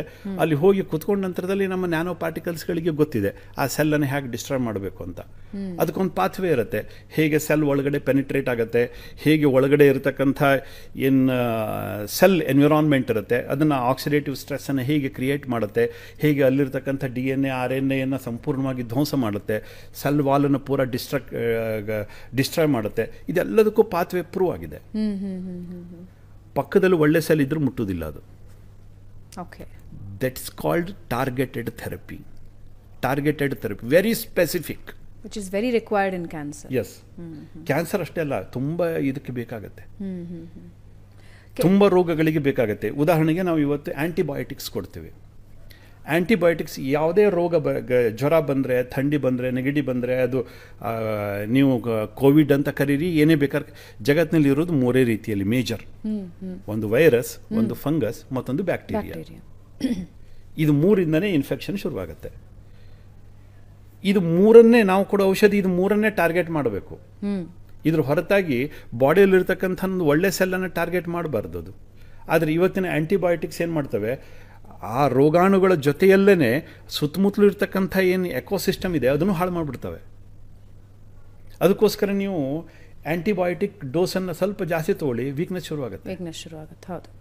ಶುರುವಾಗುತ್ತೆ. ಆ ಆಂಟಿಬಯೋಟಿಕ್ಸ್ ಸುಧಾರಿಸ್ಕೊಳ್ಳೋಕೆ ಇನ್ನೊಂದಷ್ಟು ದಿನ ಬೇಕಾಗುತ್ತೆ. ಅದರಿಂದ ಸುಧಾರಿಸ್ಕೊಳ್ಳಿಕ್ಕೆ ಮತ್ತೊಂದು ಡೋಸ್ ತಗೊಳ್ತಾರೆ. ಒಟ್ಟಾರೆ ಇದೊಂದು ಮುಗಿಯದ ಕತೆ ಇದು. ಇವತ್ತಿನ ಔಷಧಿಯ ಮಾಡರ್ನ್ ಮೆಡಿಸಿನ್ ಸಿಸ್ಟಮ್ ಏನಿದೆಯಲ್ಲ ಇದೊಂದು ಮುಗಿಯದ ಅಧ್ಯಾಯ. ಒಂದು ರೋಗ ಕಡಿಮೆ ಮಾಡ್ಲಿಕ್ಕೆ ಹೋದ್ರೆ ಸೈಡ್ ಎಫೆಕ್ಟ್ ಮತ್ತೊಂದು ಶುರುವಾಗುತ್ತೆ, ಅದಕ್ಕೆ ಮತ್ತೊಂದು ಔಷಧಿ ಕೊಡ್ತಾರೆ, ಅದು ಮತ್ತೊಂದು ಶುರುವಾಗುತ್ತೆ. ಇದೊಂದು ಚೈನ್, ಒಂಥರ ವರ್ತುಲ ಇದ್ದ ಹಾಗೆ ಸಿಕ್ಕಾಕೊಳ್ತೀವಿ. ಇದೊಂದು ವಿಷವರ್ತುಲ. ಪಾಪ ಇದರಲ್ಲಿ ಯಾರದೂ ತಪ್ಪಿಲ್ಲ, ಸೈನ್ಸ್ ಆಗಿದೆ, ಏನು ಮಾಡ್ಲಿಕ್ಕೆ ಆಗೋದಿಲ್ಲ. ಇವತ್ತಿನ ಆಸ್ಪತ್ರೆ ನಾವು ಎಷ್ಟೋ ಸರಿ ಆಸ್ಪತ್ರೆಗಳಿಗೆ ಬೈದ್ಬಿಡ್ತೀವಿ, ಡಾಕ್ಟರ್ಗಳಿಗೆ ಬೈದ್ಬಿಡ್ತೀವಿ, ಸರಿಯಾಗಿ ಟ್ರೀಟ್ಮೆಂಟ್ ಕೊಟ್ಟಿಲ್ಲ ರೀ ಇವರು, ಏನೇನೋ ಔಷಧಿ ಕೊಟ್ಬಿಟ್ಟಿದ್ದಾರೆ ಅಂತ. ಪಾಪ ಒಂದು ಲಿಮಿಟ್ ಇದೆ, ಅವರಿಗೂ ಒಂದು ಲಿಮಿಟ್ ಇರುತ್ತೆ, ಅದೇ ಔಷಧಿ ಕೊಡಬೇಕು. ಅದು ಬಿಟ್ಟರೆ ಮತ್ತೇನು ಕೊಡ್ತಾರೆ? ಇವತ್ತು ಆ ಬ್ಯಾಕ್ಟೀರಿಯಾಗಳು ಕೂಡ ತುಂಬ ಬುದ್ಧಿವಂತ ಆಗ್ಬಿಟ್ಟಿದ್ದಾವೆ. ನೀವು ಕೊಟ್ಟಿರೋ ಔಷಧಿಗೆ ರೆಸಿಸ್ಟೆನ್ಸ್ ಪವರ್ನ ಬೆಳೆಸ್ಕೊಂಡಿವೆ. Even virus, multi drug resistance ಬ್ಯಾಕ್ಟೀರಿಯಾಗಳು ಎಲ್ಲ ಕಡೆ ಕಾಣ್ತವೆ. ಇವತ್ತು ಕೆಮ್ಮು ಬಂದರೆ ಬೇಗ ಕಡಿಮೆ ಆಗೋದಿಲ್ಲ, ಇವತ್ತು ಟೈಫಾಯ್ಡ್ ಬಂದರೆ ಬೇಗ ಕಡಿಮೆ ಆಗೋದಿಲ್ಲ, ನ್ಯೂಮೋನಿಯಾ ಬಂದರೆ ಬೇಗ ಕಡಿಮೆ ಆಗೋದಿಲ್ಲ. ಎಲ್ಲ ರೋಗಗಳಿಗೂ ಇವತ್ತು ಏನಾದರೂ ಸ್ಕಿನ್ ಇನ್ಫೆಕ್ಷನ್ ಆದರೆ ಒಂದು ಆಯಿಂಟ್ಮೆಂಟ್ ಹಚ್ಕೊಂಡ್ರೆ ಕಡಿಮೆ ಆಗೋದಿಲ್ಲ. ಡ್ರಗ್ ರೆಸಿಸ್ಟೆಂಟ್ ಕೆಪಾಸಿಟಿ ಜಾಸ್ತಿ ಆಗ್ಬಿಟ್ಟಿದೆ ಬ್ಯಾಕ್ಟೀರಿಯಾಗಳಿಗೆ, ಫಂಗಸ್ಗಳಿಗೆ, ವೈರಸ್ಗಳಿಗೆ. ಇವತ್ತು ಕೋವಿಡ್ ವೈರಸ್ ಇದು ಬೇರೆ ಬೇರೆ ಬೇರೆ ಬೇರೆ ವೇರಿಯಂಟ್ ಅಂತ ಕರೀತಾರಲ್ಲ, ಏನಿದು? ನೀವು ಏನೇ ಮಾಡಿದ್ರೂ ಕೂಡ ಅದಕ್ಕೆ ಬೇಕಾಗಿರ್ತಕ್ಕಂಥ ಹೊರಗಡೆ ಇರತಕ್ಕಂಥ ಸ್ಪೈಕ್ ಪ್ರೋಟೀನ್ ಅದು ಚೇಂಜ್ ಆಗ್ತಾ ಹೋಗುತ್ತೆ. ಅದಕ್ಕೆ ನಾವು ಕೋವಿಡ್ ಬೇರೆ ಬೇರೆ ವೇರಿಯಂಟ್ ಅಂತ ಕರಿತೀವಿ. ನೀವು ಒಂದು ಕೆಮಿಕಲನ್ನು ಕೊಟ್ಟಿದ್ದೀರಿ, ಅದಕ್ಕೆ ರೆಸಿಸ್ಟೆನ್ಸ್ ಪವರ್ನ ಬೆಳೆಸ್ಕೊಳ್ತು, ಅದರದ್ದು ಸ್ಪೈಕ್ ಪ್ರೋಟೀನ್ ಬೇರೆ ಆಯಿತು, ಅದಕ್ಕೋಸ್ಕರ ಮತ್ತೊಂದು ನಾವು ಔಷಧಿಯನ್ನು ಕೊಡ್ತೀವಿ, ಅದಕ್ಕೆ ಮತ್ತೆ ರೆಸಿಸ್ಟೆನ್ಸ್ ಪವರ್ನ ಅದು ಬೆಳೆಸ್ಕೊಳ್ಳುತ್ತೆ. ಈ ಥರ ಮಲ್ಟಿ ಡ್ರಗ್ ರೆಸಿಸ್ಟೆನ್ಸ್ ಏನು ಬ್ಯಾಕ್ಟೀರಿಯಾಗಳಿದ್ದಾವೆ, ವೈರಸ್ಗಳಿದ್ದಾವೆ, ಇದು ನೆಕ್ಸ್ಟ್ ಪ್ಯಾಂಡಮಿಕ್ ಬರೆದಿಟ್ಕೊಂಬಿಡಿ. ಇವತ್ತು COVID it was not a pandemic. Yes, it created pandemic, but next future pandemic is super bugs. Multi drug resistant bacteria ಮತ್ತು ವೈರಸ್. ನೀವು ಔಷಧಿಗಳು ತಾಗೋದಿಲ್ಲ, ನೀವು ಏನೇ ಔಷಧಿ ಕೊಟ್ಟರು ತಾಗೋದಿಲ್ಲ. ಅದಕ್ಕೆ ಅದು ರಾಕ್ಷಸಾಕಾರದಲ್ಲಿ ಬೆಳೀಲಿಕ್ಕೆ ಶುರು ಮಾಡಿಬಿಡುತ್ತೆ. ನೀವು ಕೊಟ್ಟಿರೋ ಔಷಧಿಯನ್ನೇ ಅದು ಆಹಾರ ಅಂತ ಬಳಸ್ಕೊಂಡ್ಬಿಡುತ್ತೆ. ಯಾವುದನ್ನು ನೀವು ಆ ವೈರಸ್ಸನ್ನು ಕೊಲ್ಲಬೇಕು, ಬ್ಯಾಕ್ಟೀರಿಯಾವನ್ನು ಕೊಲ್ಲಬೇಕು ಅಂತ ನೀವು ಔಷಧಿಯನ್ನು ಕೊಡ್ತಿರೋ ಅದನ್ನೇ ಆಹಾರವನ್ನಾಗಿ ಬಳಸ್ಕೊಂಡು ಅದು ಬೆಳೀಲಿಕ್ಕೆ ಶುರು ಆಗ್ಬಿಡುತ್ತೆ. ಅದಕ್ಕೆ ಸೂಪರ್ ಬಗ್ಸ್ ಅಂತ ಕರಿತೀವಿ. ಬಿಲ್ ಗೇಟ್ಸ್ ಹೇಳಿದರು ನೆಕ್ಸ್ಟ್ ಪ್ಯಾಂಡಮಿಕ್ ಸೂಪರ್ ಬಗ್ಸ್ ಅಂತ. ಬಹುತೇಕ ಮುಂದಿನ ದಿವಸದಲ್ಲಿ ಅದನ್ನು ನೋಡ್ತೀವಿ ನಾವು. ನೀವು ನೋಡಿ, ಆಸ್ಪತ್ರೆಗಳಲ್ಲಿ ಆಪರೇಷನ್ ಥಿಯೇಟರ್ ಇರುತ್ತೆ ಮತ್ತು ಅದರಿಂದ ಸೀದಾ ICUಗೆ ತರ್ತಾರೆ, ಆಪರೇಷನ್ ಥಿಯೇಟರಿಂದ ತರ್ತಾರೆ. ICU ಕ್ಲೀನ್ ಮಾಡಬೇಕಾದ್ರೆ ಮತ್ತು ಆಪರೇಷನ್ ಥಿಯೇಟರ್ ಕ್ಲೀನ್ ಮಾಡಲಿಕ್ಕೆ ಅದಕ್ಕೊಂದು ಪ್ರೋಟೋಕಾಲ್ ಇದೆ. ಇಡೀ ಹಾಸ್ಪಿಟಲ್ಗೆ ಇಲ್ಲದೆ ಇರತಕ್ಕಂಥ ಪ್ರೋಟೋಕಾಲ್ ಅಲ್ಲಿರುತ್ತೆ. ಅಲ್ಲಿ ಬೇರೆ ಬೇರೆ ಬೇರೆ ಬೇರೆ ಕೆಮಿಕಲ್ಗಳನ್ನು ಯೂಸ್ ಮಾಡ್ತಾರೆ ಕ್ಲೀನ್ ಮಾಡಬೇಕಾದ್ರೆ. ಫ್ಯುಮಿಗೇಷನ್ ಮಾಡ್ತಾರೆ, ನೆಲಕ್ಕೆ ಹಾಕ್ತಕ್ಕಂಥದ್ದು ಎಲ್ಲದಕ್ಕೂ ಕೂಡ ಬೇರೆ ಬೇರೆ ಪ್ರೋಟೋಕಾಲ್ಗಳಿದ್ದಾವೆ. ಒಂದೇ ಕೆಮಿಕಲನ್ನು ಯೂಸ್ ಮಾಡೋದಿಲ್ಲ, ಅವ್ರು ಚೇಂಜ್ ಮಾಡ್ತಾ ಇರ್ತಾರೆ. ಯಾಕೆ ಮಾಡ್ತಾರೆ? ಅಲ್ಲಿ ಬ್ಯಾಕ್ಟೀರಿಯಾಗಳು ತುಂಬ ಪೊಲ್ಯೂಟೆಡ್ ಪ್ಲೇಸ್ ಅಂತಂದ್ರೆ ICU ಮತ್ತು OT. ಯಾಕೆಂತಂದರೆ ಹಲವಾರು ರೋಗಿಗಳು ಬರ್ತಾರೆ, ಬೇರೆ ಬೇರೆ ರೋಗಗಳು ಸಂಬಂಧಪಟ್ಟಂತೆ ಬ್ಯಾಕ್ಟೀರಿಯಾ, ಫಂಗಸ್ಸು, ವೈರಸ್ಸು ಅದೆಲ್ಲದೂ ಕೂಡ ಆ ವಾತಾವರಣದಲ್ಲಿ ಇರೋದರಿಂದ ಆಗಾಗ ಅದನ್ನು ಸ್ಟೆರಿಲೈಸ್ ಮಾಡಬೇಕಾಗತ್ತೆ. ನೀವು ಒಂದೇ ಔಷಧಿಯನ್ನು ಬಳಸಿದ್ರೆ ಏನಾಗುತ್ತೆ, ಅದಕ್ಕೆ ರೆಸಿಸ್ಟೆನ್ಸ್ ಪವರನ್ನು ಬೆಳೆಸ್ಕೊಂಡ್ಬಿಡ್ತವೆ. ಈ ಸೂಪರ್ ಬಗ್ಗಳು ಹುಟ್ಟಿದ್ದೇ ICUಗಳಲ್ಲಿ ಮತ್ತು OTಗಳಲ್ಲಿ ಮತ್ತು ನಮ್ಮ ಶರೀರದಲ್ಲಿ. ನಾವು ಒಂದು ಔಷಧಿ ತಾಗೋದಿಲ್ಲ ಅಂತ ಮತ್ತೊಂದು ಔಷಧಿ ತೊಗೊಂಡ್ವಿ, ಆ ಔಷಧಿ ತಾಗೋದಿಲ್ಲ ಅಂತ ಮತ್ತೊಂದು ಡಾಕ್ಟರ್ ಔಷಧಿ ಕೊಟ್ಟರು.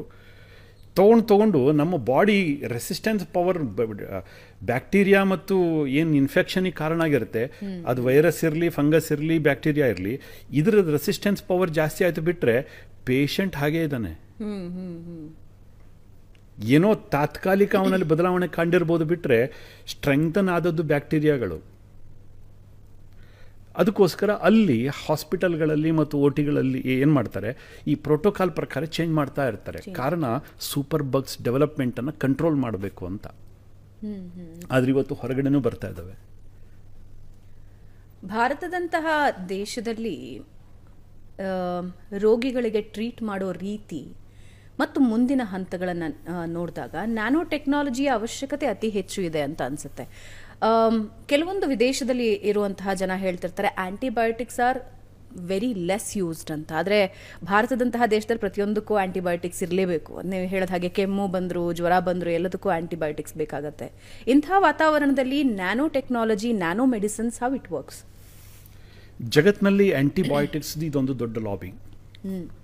ನಮ್ಮ ದೇಶದಲ್ಲಿ ಅಂತಲ್ಲ, ಜಗತ್ತಿನಲ್ಲಿ ಎಲ್ಲ ಕಡೆಗೂ ಅಷ್ಟೇ. ಸ್ವಲ್ಪ ಮಟ್ಟಿಗೆ ಫೈನ್ ಟ್ಯೂನ್ಡ್ ಆಂಟಿಬಯೋಟಿಕ್ಸ್ಗಳನ್ನು ಕೊಡ್ತಾ ಇದ್ದಾರೆ ಬಿಟ್ಟರೆ, ಆಂಟಿಬಯೋಟಿಕ್ಸ್ ಕತೆ ಇಡೀ ಜಗತ್ತಿನಲ್ಲಿ, ಅದು ಅಮೆರಿಕ ಇರಲಿ, ನಮ್ಮ ದೇಶ ಇರಲಿ, ಪಾಕಿಸ್ತಾನ ಇರಲಿ, ಶ್ರೀಲಂಕಾ ಇರಲಿ, ಎಲ್ಲ ಕಡೆ ಒಂದೇನೆ. ಅದಕ್ಕೋಸ್ಕರ ಸೂಪರ್ ಬಗ್ಸ್ ತಲೆನೋವಾಗಿದೆ, ಎಲ್ಲರಿಗೂ ಕೂಡ ತಲೆನೋವಾಗಿದೆ. ಇವತ್ತು ಗ್ರೀನ್ ಆಂಟಿಬಯೋಟಿಕ್ಸ್ ಯಾವುದನ್ನು ತಗೊಳ್ಳೋದ್ರಿಂದ ಶರೀರದಲ್ಲಿ ಇಮ್ಯೂನ್ ಡೌನ್ ಆಗೋದಿಲ್ಲ ಮತ್ತು ಆ ಬ್ಯಾಕ್ಟೀರಿಯಾ, ಫಂಗಸ್, ವೈರಸ್ ರೆಸಿಸ್ಟೆನ್ಸ್ ಪವರನ್ನು ಬೆಳೆಸ್ಕೊಳ್ಳೋದಿಲ್ಲ. ಈ ಆಂಟಿಡಾಟ್ಸ್ಗಳನ್ನು ನಾವು ಡೆವಲಪ್ ಮಾಡಬೇಕು. ಸುಮ್ಮನೆ ನಾವೇನೋ ಗ್ರೀನ್ ಮಾಲಿಕ್ಯೂಲ್ ಅಂತ ತಂದರೆ ಅದಕ್ಕೆ ಆ ಎಫಿಕಸಿ ಇರುವುದಿಲ್ಲ, ಸ್ಟೇಬಲ್ ಅಲ್ಲ ಮಾಲಿಕ್ಯೂಲ್ಸ್. ಆಗ ನ್ಯಾನೋ ತಂತ್ರಜ್ಞಾನ ಬಳಕೆಗೆ ಬರುತ್ತೆ. ನ್ಯಾನೋ ಪಾರ್ಟಿಕಲ್ಸ್ ಎಷ್ಟು ಚಿಕ್ಕದಿರ್ತವೆ ಅಂತಂದರೆ, ಒಂದು ಸೆಲ್, ಅದು ಬ್ಯಾಕ್ಟೀರಿಯಾ ಇರಲಿ ಅಥವಾ ವೈರಸ್ ಇರಲಿ ಅಥವಾ ಫಂಗಸ್ ಇರಲಿ, ಒಂದು ನ್ಯಾನೋ ಪಾರ್ಟಿಕಲ್ಗೆ ಹೋಲಿಸಿದ್ರೆ ಅದ್ರ ಜಗತ್ತು ತುಂಬ ದೊಡ್ಡದು. ಎಷ್ಟೋ ಸಾವಿರ ಪಟ್ಟು, ಲಕ್ಷ ಪಟ್ಟು ಚಿಕ್ಕದಿರುತ್ತೆ ಈ ನ್ಯಾನೋ ಪಾರ್ಟಿಕಲ್. ಒಂದು ವೈರಸ್ಗೆ ಹೋಲಿಸಿದರೆ, ಒಂದು ಬ್ಯಾಕ್ಟೀರಿಯಾಗೆ ಹೋಲಿಸಿದರೆ. ಅದಕ್ಕೋಸ್ಕರ ಇದು ಬ್ಯಾಕ್ಟೀರಿಯಾ ಒಳಗಡೆ ಪೆನಿಟ್ರೇಟ್ ಆಗೋದು ಸುಲಭ. ಅದರ ಸೆಲ್ ವಾಲ್ಗಳೇ ಪೆನಿಟ್ರೇಟ್ ಆಗಿ ಅದನ್ನು ಡಿಸ್ಟ್ರಾಯ್ ಮಾಡ್ತಕ್ಕಂಥ ಎಂಟೈರ್ ಪಾತ್ವೇ ನಾವು it is proven, very effectively it is proven ನಾವು. ಈಗೇನಾಗುತ್ತೆ, ಈ ಥರ ಮಾಡಿದಾಗ ನೀವು ಸುಮ್ಮನೆ ಯಾವುದೋ ಒಂದು ಔಷಧಿ ಕೊಟ್ಟಿದ್ದೀರಿ, ಸೂಪರ್ ಬಗ್ಸ್ಗಳು ಅಲ್ಲೇ ನಿಶ್ಚೇಷ್ಟಿತ ಆಗಿದ್ದಾವೆ, ಅಂದರೆ ಅನ್ಕಾನ್ಷಿಯಸ್ ಆಗಿದ್ದಾವೆ, ಕೆಲವೊಂದು ಸತ್ತಿದ್ದಾವೆ, ಕೆಲವೊಂದು ಪಾರ್ಷಿಯಲಿ ಉಳಿದಿದ್ದಾವೆ. ಹೀಗಾಗೋದಿಲ್ಲ. ನೀವು ಕೊಲ್ತಿರೋ 100% ಕೊಲ್ರಿ. ಡೈರೆಕ್ಟ್ ಟಾರ್ಗೆಟ್ ಅಲ್ಲ, ಅಷ್ಟನ್ನು ಅಲ್ಲಿ ಬಾಡಿಯಲ್ಲಿ ಏನೇನು ಇನ್ಫೆಕ್ಷನ್ಗೆ ಕಾರಣ ಆಗಿರ್ತಕ್ಕಂಥ ಯಾವುದಾದ್ರು, ಅದು ಫಂಗಸ್ ಇರಲಿ, ಬ್ಯಾಕ್ಟೀರಿಯಾ ಇರಲಿ, ವೈರಸ್ ಇರಲಿ, ಯಾವುದು ಕಾರಣ ಆಗಿದೆ ಅದು ಸಂಪೂರ್ಣ ಮುಗಿಸ್ಬಿಡ್ಬೇಕು. ಮತ್ತು ವಾಪಸ್ ಹುಟ್ಟಲಿಕ್ಕೆ ಅವಕಾಶ ಕೊಡಬಾರ್ದು. ರೆಸಿಸ್ಟೆನ್ಸ್ ಪವರ್ನ ಬೆಳೆಸ್ಕೊಳ್ಳಿಕ್ಕೆ ಅವಕಾಶ ಕೊಡಬಾರ್ದು. Now it is possible, it is the reality. In our laboratory we have developed green antibiotics which can eliminate even MRSA. ಯಾವುದೇ ಡ್ರಗ್ ರೆಸಿಸ್ಟೆಂಟ್ ಪ್ಯಾಥೋಜನ್ಸ್ ಇರಲಿ, ಅದು ಫಂಗಸ್ ಇರಲಿ, ವೈರಸ್ ಇರಲಿ, ಇದಿರಲಿ, ನಾವು ಅದಕ್ಕೋಸ್ಕರವೇ ಇಷ್ಟು ವರ್ಷಗಳ ಕಾಲ ತೊಗೊಂಡ್ವಿ ರಿಸರ್ಚ್ಗೆ. ಇಲ್ಲ ಅಂತಂದರೆ ಎಲ್ಲೋ ಒಂದು ಕಡೆ ಯಾವುದೋ ಒಂದು ಪೇಪರ್ ತೊಗೊಂಡು ದುಡ್ಡು ಕೊಟ್ಟು ಅದು ಇದು ಮಾಡಿ ಏನೇನೋ ಮಾಡಿ ಮಾರ್ಕೆಟಲ್ಲಿ ಕಳಿಸಿ ನಾವು ದುಡ್ಡು ಮಾಡೋ ದಂಧೆ ಶುರು ಮಾಡಿಬಿಡ್ಬೋದಿತ್ತು. ನಾವು ಅದನ್ನು ಮಾಡಲಿಕ್ಕೆ ಹೋಗಲಿಲ್ಲ. ನಾವು ಹೇಳೋ ವಿಷಯಕ್ಕೆ ಜಗತ್ತು ಸಾರ್ವಕಾಲಿಕವಾಗಿ ಒಪ್ಪಬೇಕು. ಅದರಲ್ಲಿ ಡಿಸ್ಪ್ಯೂಟ್ ಇರಬಾರ್ದು. ಇಂಟೆಲೆಕ್ಚುವಲ್ ಪ್ರಾಪರ್ಟಿ ಇರಬೇಕು ಅದರ ಹಿಂದ್ಗಡೆ. ಅಂದರೆ ಥಿಂಕಿಂಗ್ ಇರಬೇಕು, ಆ ಸಾಧನೆ ಇರಬೇಕು, ಆ ರಿಸರ್ಚ್ ಇರಬೇಕು. ಸುಮ್ಮನೆ ನಾವು ಏನೋ ಹೇಳಿದ್ವಿ, ನಾಳೆ ಕಾಂಟ್ರವರ್ಸಿ ಆಯಿತು, ಅವರು ಪ್ರಶ್ನೆ ಮಾಡಿದ್ರು, ನಮ್ಮ ಹತ್ರ ಪ್ರೂವ್ ಮಾಡಲಿಕ್ಕೆ ಎಂಥದ್ದು ಇಲ್ಲ, ಟೆಕ್ನಿಕಲ್ ಡೇಟಾ ಇಲ್ಲ ನಮ್ಮ ಹತ್ರ, ಅದು ಆಗಬಾರ್ದು. ಇದಕ್ಕೋಸ್ಕರ ಸುಮಾರು ಒಂದು 25 ವರ್ಷಗಳನ್ನು ನಾವು ತಗೊಂಡ್ವಿ. ಇವತ್ತು successfully we have developed green antibiotics, green chemo, everything it is green here. What next ಹಾಗಾದರೆ ಅನಂತಕುಮಾರ್ ಹೆಗಡೆ ಅವರೇ, ನಿಮ್ಮ ಮಹತ್ವಾಕಾಂಕ್ಷೆ ಏನು ಗ್ರೀನ್ ನ್ಯಾನೋ ಟೆಕ್ನಾಲಜಿಯಲ್ಲಿ? ನೋಡಿ, ಮುಂಚೆನೇ ಹೇಳಿದಾಗಿನೇ ಸಾಯಿಲ್ ಟು ಸ್ಪೇಸ್, ಅಗ್ರಿಕಲ್ಚರ್ ಟೆಕ್ನಾಲಜಿಯಲ್ಲಿ ಇದು ಬರಬೇಕು. ನಾಳೆ ಬಯೋಮೆಡಿಕಲ್ ಅಪ್ಲಿಕೇಶನ್ಸ್ದಲ್ಲಿ ಇವತ್ತು ನಾವು ಬರ್ತಾ ಇದ್ದೀವಿ. ನಮಗೆ ನಿಲುಕದ ಅನೇಕ ಕ್ಷೇತ್ರಗಳಿದೆ. ಇವತ್ತು ಎಲೆಕ್ಟ್ರಾನಿಕ್ ಚಿಪ್ಗಳಿದೆ. ಇದು ಚಿಕ್ಕದಾಗಬೇಕು, ಇನ್ನಷ್ಟು ಸ್ಮಾಲ್ ಆಗಬೇಕು, ಜನರಿಗೆ ಅಫೋರ್ಡೆಬಲ್ ಆಗಬೇಕು. ಇವತ್ತು ಕಿಮೋ ತೊಗೋಬೇಕು ಅಂತಂದ್ರೆ ಸುಮಾರು 1 ಲಕ್ಷ ರೂಪಾಯಿ ಖರ್ಚಾಗುತ್ತೆ. 50,000, 1 ಲಕ್ಷ, 2 ಲಕ್ಷ, 5 ಲಕ್ಷ ಎಲ್ಲ ಕೋರ್ಸ್ಗಳ ಮೇಲೆ ಹೋಗುತ್ತೆ, ಖರ್ಚಾಗುತ್ತೆ. ಇವತ್ತು ತುಂಬ ಕಡಿಮೆ ಖರ್ಚಿನಲ್ಲಿ ಇವತ್ತು ನ್ಯಾನೋ ಥೆರಪಿ ಮುಗಿಯುತ್ತೆ, ಸಕ್ಸಸ್ಫುಲ್ ಆಗಿ ಮುಗಿಯುತ್ತೆ. ನಮ್ಮ ಹತ್ರ ಕೇಸ್ ಹಿಸ್ಟ್ರಿ ಇದೆ, ನಮ್ಮ ಹತ್ರ ಪ್ರೂಫ್ ಇದೆ. ಸೊ ಹೀಗೆ ಮುಂದಿನ ದಿವಸದಲ್ಲಿ ಎಲ್ಲ ರಂಗಗಳಲ್ಲಿ, ಇವತ್ತು ಟೆಕ್ಸ್ಟೈಲ್, ನಾವು ಒಂದು 2 ತಾಸು ಶರ್ಟ್ ಹಾಕ್ಕೊಂಡ್ರೆ ಒಂದು ರೀತಿ ವಾಸನೆ ಬರುತ್ತೆ. ಯಾಕೆಂತಂದರೆ ಬೆವರು, ಬಾಡಿಯಲ್ಲಿ ಹೊರಗಡೆ ಸರ್ಫೇಸ್, ನಮ್ಮ ಇದರಲ್ಲೂ ಕೂಡ ಬ್ಯಾಕ್ಟೀರಿಯಾಗಳಿದ್ದಾವೆ, ಫಂಗಸ್ಗಳಿದ್ದಾವೆ, ಅದು ಇದಾಗತ್ತೆ, ನಾಳೆ ವಾಸನೆ ಬರುತ್ತೆ. ಆದರೆ ನ್ಯಾನೋ ತಂತ್ರಜ್ಞಾನವನ್ನು ಬಳಸಿ ನೀವು ಆ ಫ್ಯಾಬ್ರಿಕನ್ನು ಮ್ಯಾನುಫ್ಯಾಕ್ಚರ್ ಮಾಡಬೇಕಾದ್ರೆ ಅಥವಾ ಅದರ ನಂತರ ವಾಶ್ ಮಾಡಬೇಕಾದ್ರೆ ಮಾಡೋದ್ರಿಂದ ಅಲ್ಲಿ ಬ್ಯಾಕ್ಟೀರಿಯಾ ಗ್ರೋತೇ ಆಗೋದಿಲ್ಲ, ಫಂಗಸ್ ಗ್ರೋತ್ ಆಗೋದಿಲ್ಲ, ನಿಮಗೆ ದುರ್ವಾಸನೆ ಬರೋದಿಲ್ಲ. ನ್ಯಾನೋ ಚಿಪ್ಗಳನ್ನು ಮಾಡೋದ್ರ ಮುಖಾಂತರ ನೀವು ಹೊಸ ರೆವಲ್ಯೂಷನ್ಗೆ ಹೋಗ್ಬಿಡ್ಬೋದು. ಅಂದರೆ ಅದು ಮುಂದೆ ಇದೆ, ಐ ಮೀನ್ ಅಂಥ ಒಂದು ಡೆವಲಪ್ಮೆಂಟ್ ಆಗ್ತಾನೆ ಇದೆ. ಮಾಡ್ತಾನೆ ಇದ್ವಿ. ಇವತ್ತು ಸೆಮಿ ಕಂಡಕ್ಟಿಂಗ್ ಮೆಟೀರಿಯಲ್ಸ್ಗಳನ್ನು ನಾವು ಇನ್ವೆಂಟ್ ಮಾಡಿದ್ವಿ. ಇವತ್ತು ತುಂಬ ಟಾಕ್ಸಿಕ್ ಪ್ರೊಸೆಸ್ ಇದೆ, ಅದರಲ್ಲಿ ಏನು ಕ್ರಿಸ್ಟಲ್ಗಳನ್ನು ಬಳಸ್ತಾರೆ ಅದನ್ನು ರೀಪ್ಲೇಸ್ ಮಾಡ್ತಕ್ಕಂಥದ್ದು ಹೇಗೆ? By introducing green technology, how it is possible. ಇವತ್ತು ನಾನೇನಾದರೂ ಹೇಳಿದ್ರೆ ಬಹುತೇಕ ಕೆಲವು ಮಂದಿ ನಗಾಡಬಹುದು, but it is the reality in Kadamba. Agriculture technology, ಇವತ್ತು ಎಷ್ಟು ವಿಷಯಗಳನ್ನು ಹಾಕ್ತಾ ಇದ್ದೀವಿ ನಾವು. ಅದಕ್ಕೆ ಫೋಲಿಯೇಜ್ ಸ್ಪ್ರೇ ಇರ್ಬೋದು, ಕೆಳಗಡೆ ಗೊಬ್ಬರ ಇರ್ಬೋದು, ಅಷ್ಟು ಕೆಮಿಕಲ್ಸ್ ಇಲ್ದೇ ಅಗ್ರಿಕಲ್ಚರ್ ಇವತ್ತು ಸಾಧ್ಯ ಇಲ್ಲ ಅನ್ನುವಂಥ ಪರಿಸ್ಥಿತಿ ಬಂದ್ಬಿಟ್ಟಿದೆ. ಸೊ ಗ್ರೀನ್ ಟೆಕ್ನಾಲಜಿಯಿಂದ ಆ ಕೆಮಿಕಲ್ಸಿಂದ ದೂರ ತರ್ಬೋದು, 100% ದೂರ ತರಲಿಕ್ಕಾಗತ್ತೆ. ನಮ್ಮ ಹತ್ರ ಡೇಟಾ ಇದೆ. ಇವತ್ತು ಯಾವುದೇ ಪ್ಯಾಥೋಜನ್ಸ್ ಎಷ್ಟು ಬ್ಯೂಟಿಫುಲ್ ಆಗಿ ಅಲ್ಲಿರ್ತಕ್ಕಂಥ ಮಣ್ಣಿನಲ್ಲಿ ಕೂಡ ಸಾವಿರಾರು ಬ್ಯಾಕ್ಟೀರಿಯಾಗಳಿರ್ತವೆ. ಅಲ್ಲಿನ ಮೈಕ್ರೋಬಿಯೋಮ್ ಏನಿದೆ ಅದು ತುಂಬ ಡೈವರ್ಸಿಫೈಡ್. ಆದರೆ ನಮಗೆ ಬೇಕಾಗಿರತಕ್ಕಂಥ ಒಳ್ಳೆ ಬ್ಯಾಕ್ಟೀರಿಯಾಗಳನ್ನು ಇದು ಕೊಲ್ಲೋದಿಲ್ಲ, ಆದರೆ ಪ್ಯಾಥೋಜನ್ಸ್ ಮಾತ್ರ ಕೊಲ್ತವೆ ಇವು. ಯಾಕೆ, ಹೇಗೆ, ಏನು, ನಮ್ಮ ಹತ್ರ ಪ್ರೂಫ್ ಇದೆ, ವಿತ್ ಡೇಟಾ ಇದೆ. ಡೇಟಾ ಇಲ್ಲದೇ ನಾವೇನು ಮಾತಾಡ್ಲಿಕ್ಕೆ ಆಗೋದೇ ಇಲ್ಲ. ನಾನು ಇವತ್ತು ನಿಮ್ಮ ಎದುರುಗಡೆ ಮಾತಾಡ್ಬಿಡ್ಬೋದು ಅಥವಾ ನೀವು ಸುಮ್ಮನೆ ಕೇಳ್ಕೊಂಡು ಹೋಗ್ಬಿಡ್ಬೋದು. ನಾಳೆ ಒಂದು ಸೈಂಟಿಫಿಕ್ ಕಮ್ಯುನಿಟಿ ಇರುತ್ತೆ, ಅವ್ರ ಎದುರುಗಡೆ ನಾನು ಪ್ರೂವ್ ಮಾಡಬೇಕಾಗತ್ತೆ, ಪಾತ್ವೇ ಪ್ರೂವ್ ಮಾಡಬೇಕಾಗತ್ತೆ. ಅದು ಹೇಗಾಗತ್ತೆ ಅನ್ನುವಂಥದ್ದನ್ನು ಪಾತ್ವೇ ಪ್ರೂವ್ ಮಾಡಬೇಕಾಗತ್ತೆ. ಮತ್ತು ಇದು ಒಮ್ಮೆ ಅಲ್ಲ, ಎಲ್ಲೋ ಒಂದು ಕಲ್ಲು ಹೊಡೆದ್ವಿ ತಾಗೋಯ್ತು, ನೋ, ಮುಗಿದೋಯ್ತು ಅಲ್ಲ. ಅದು ಸ್ಥಿರತೆಯನ್ನು ಕಾಪಾಡ್ಕೋಬೇಕಾಗತ್ತೆ. ನನ್ನ ಹೇಳಿಕೆಯಲ್ಲಿ ಜೀವನದಲ್ಲಿ ಯಾವತ್ತೂ ಕೂಡ ಹೇಳಿರೋ ಮಾತನ್ನು ವಾಪಸ್ ತಗೊಂಡಿಲ್ಲ. ಅನಂತಕುಮಾರ್ ಹೆಗಡೆ ಅವರ ಸ್ವಭಾವ ಅಲ್ಲ ಅದು. ಹೇಳಿರೋ ಮಾತನ್ನು ವಾಪಸ್ ತಗೊಂಡಿಲ್ಲ, ಮತ್ತೆ ಮಾಡಿರೋ ಕಮಿಟ್ಮೆಂಟ್ಗೆ ಯಾವತ್ತೂ ಕೂಡ ಹಿಂದಕ್ಕೆ ಬಂದಿಲ್ಲ. ಸಾಯಿಲ್ ಟು ಸ್ಪೇಸ್ ನಿಮ್ಮ ಕನಸು ಬೇಕಾಗತ್ತೆ, ಖಂಡಿತವಾಗಿ ಬೇಕಾಗುತ್ತೆ. ಇವತ್ತು ಬೇರೆ ಬೇರೆ ಕಾಸ್ಮೆಟಿಕ್ಸ್ಗಳನ್ನು ಹೇಗೆ ಫೈಟೋಕೆಮಿಕಲ್ಸ್ ಸ್ಕಿನ್ ಒಳಗಡೆ ಪೆನಿಟ್ರೇಟ್ ಆಗುತ್ತೆ, ನಾನ್ ಟಾಕ್ಸಿಕ್ ಫೈಟೋಕೆಮಿಕಲ್ಸ್. ಇವತ್ತು ನೀವು ಸನ್ಸ್ಕ್ರೀನನ್ನು ಬಳಸ್ತೀರಿ, ಎಲ್ಲ ಕಡೆಗಳಲ್ಲಿ ಅದು ಓಪನ್ ಸೀಕ್ರೆಟ್. ಅದರಲ್ಲಿ ಬಳಸ್ತಕ್ಕಂಥ ಏನು ಕೆಮಿಕಲ್ಸ್ ಇದ್ದಾವೆ, ಹೇಗೆ ಬ್ಲಡ್ ಸ್ಟ್ರೀಮಿಗೆ ಹೋಗುತ್ತೆ, ಹೇಗೆ ಬೇರೆ ಬೇರೆ ಕ್ಯಾನ್ಸರ್ಗಳಿಗೆ ಕಾರಣ ಆಗುತ್ತೆ, ಏನೆಲ್ಲ ಅವಾಂತರಗಳನ್ನು ಸೃಷ್ಟಿ ಮಾಡುತ್ತೆ, ಇದು ಎಲ್ಲರಿಗೂ ಕೂಡ ಗೊತ್ತಿದೆ. ಯಥೇಚ್ಛವಾಗಿ ಬಳಸ್ತಾ ಇದ್ದಾರೆ. ಇವತ್ತು ಹೇರ್ ಕೇರಿಗೆ ಬಳಸ್ತಕ್ಕಂಥದ್ದು, ಲಿಪ್ಸ್ಟಿಕ್ಕಿಗೆ ಬಳಸ್ತಕ್ಕಂಥದ್ದು, without chemical you cannot think anything. It is totally occupied. ಆ ಒಂದು ಕಬಂಧ ಬಾಹುಗಳಲ್ಲಿ ನಾವು ಸಿಕ್ಕಾಕೊಂಡ್ಬಿಟ್ಟಿದ್ವಿ, ರಾಸಾಯನಿಕಗಳ ಕಬಂಧ ಬಾಹುಗಳಲ್ಲಿ ನಾವು ಸಿಕ್ಕಾಕೊಂಡ್ಬಿಟ್ಟಿದ್ವಿ. ಇದರಿಂದ ಹೊರಗಡೆ ತರಬೇಕಾದ್ರೆ ಗ್ರೀನ್ ಸೈನ್ಸ್, ಗ್ರೀನ್ ಅಪ್ರೋಚ್, ಇದಕ್ಕೆ ಶಕ್ತಿ ಬರಬೇಕು ಅಂತಂದರೆ ನ್ಯಾನೋ ಸೈನ್ಸೇ ಬೇಕು, ಇದಕ್ಕೆ ಬೇರೆ ದಾರಿ ಇಲ್ಲ. So future is nano science. Nano ಇಂಕ್ಗಳು ಬೇಕು, ನ್ಯಾನೋ ಪೇಪರ್ಗಳು ಬೇಕು, ನಾಳೆ ಹೇರ್ ಕಲರ್ಗಳು ನ್ಯಾನೋ ಬೇಕು, ಇವತ್ತು ಟೆಕ್ಸ್ಟೈಲ್ ನ್ಯಾನೋ ಬೇಕು. ನಿಮಗೆ ಬೇಕಾಗಿರತಕ್ಕಂಥ food as a medicine. It is not a slogan, it is the reality ನಾವು. ನನಗೆ ಔಷಧಿ ತಗೋಬೇಕು ಅಂತಂದ್ರೆ ಏನೋ ಒಂದು ರೀತಿ ಮುಜುಗರ. ನಾನು ಔಷಧಿ ತಗೋಬೇಕಾ? ಕೀಳರಿಮೆ, ಇನ್ಫೀರಿಯಾರಿಟಿ. ನನಗೆ ಔಷಧಿ ತಗೊಳ್ಳೋ ಪರಿಸ್ಥಿತಿ ಬಂದ್ಬಿಡ್ತಾ? ಅದೇ ನನಗೆ ಫುಡ್, ನಾನು ತಿನ್ನೋ ಚಪಾತಿ, ನಾನು ತಿನ್ನೋ ಇಡ್ಲಿ, ನಾನು ತಿನ್ನೋ ದೋಸೆ, ನಾನು ತಿನ್ನೋ ಐಸ್ ಕ್ರೀಮ್, ನಾನು ತಿನ್ನೋ ಚಾಕ್ಲೇಟ್, ನಾನು ಕುಡಿಯೋ ಶರ್ಬತ್, ಇದೇ ಔಷಧಿ ಆದರೆ ಕಲ್ಪನೆ ತುಂಬ ಸುಂದರವಾಗಿದೆ ಅಲ್ವಾ? ಆದರೆ ಹೊರಗಡೆ ಜಗತ್ತಿಗೆ ಇದನ್ನು ಔಷಧಿ ಮಾಡೋದು ಹೇಗೆ? ಅಲ್ಲ, ಇದು ಸುಂದರವಾದ ಕಲ್ಪನೆ, ಅದು ರಿಯಾಲಿಟಿ ಅಲ್ಲ ಅಂತ ಹೊರಗಿನ ಜಗತ್ತು ಹೇಳುತ್ತೆ. ಆದರೆ ಇವತ್ತು ಇದು ರಿಯಾಲಿಟಿ. ನಮ್ಮ ಆಫೀಸಿಗೆ ಬಂದರೆ ನ್ಯಾನೋ ಚಾಕ್ಲೇಟ್ಗಳನ್ನು ತಿನ್ನಿಸ್ತೀವಿ, ನ್ಯಾನೋ ಟೀಯನ್ನು ಕುಡಿಸ್ತೀವಿ, ನ್ಯಾನೋ ಕಾಫಿಯನ್ನು ಕುಡಿಸ್ತೀವಿ, ನ್ಯಾನೋ ಇಡ್ಲಿಯನ್ನು ತಿನ್ನಿಸ್ತೀವಿ. ಬನ್ನಿ, ಫಂಕ್ಷನಲ್ ಫುಡ್ ನೆಕ್ಸ್ಟ್, ಮುಂದಿನ ಫುಡ್ ಕಲ್ಚರ್ ಅದು. ಅಂದರೆ ಇದನ್ನ ಜನರಿಗೆ ಕನ್ವೆ ಮಾಡೋದು ಹೇಗೆ? ಯಾಕೆಂದರೆ ಹೊಸತನನ ಯಾವಾಗಲೂ ಜನ ಅಕ್ಸೆಪ್ಟ್ ಮಾಡೋದು ಬಹಳ ಕಷ್ಟ. ಸವಾಲಿದೆ, ಇಲ್ಲ ಅಂತ ನಾನು ಹೇಳೋದಿಲ್ಲ. ಜನರಿಗೆ ಯಾವತ್ತೂ ಕೂಡ ಒಳ್ಳೆಯದನ್ನು ಬೇಗ ಸುಲಭದಲ್ಲಿ ಅವರು ಸ್ವೀಕಾರ ಮಾಡೋದಿಲ್ಲ. ಒಳ್ಳೆಯದು ಅಥವಾ ಹೊಸತು, ಹೌದು. ಅದಕ್ಕೆ ಒಂದು ಸಣ್ಣ ಕಥೆಯನ್ನು ಹೇಳ್ತಾರೆ.